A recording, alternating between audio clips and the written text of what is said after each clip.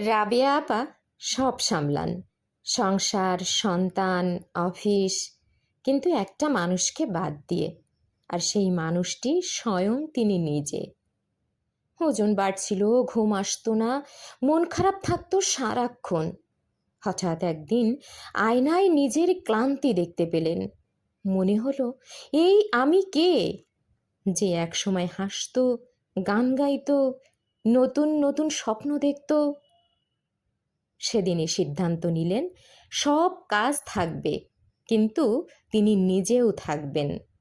সকালে 30 মিনিট হাঁটা, চায়ের সময় 5 মিনিট একা কাটানো, আর নিয়ম করে হালকা খাবার খাওয়া শুরু করলেন। অনেকেই বললেন, এই বয়সে এসব করে কি হবে?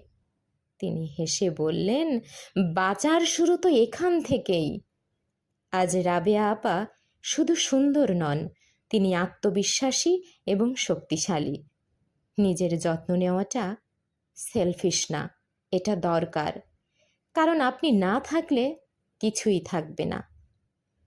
জীবনের গতি অনেক, কিন্তু একবার থেমে ভেবে দেখুন তো, আপনি কেমন আছেন?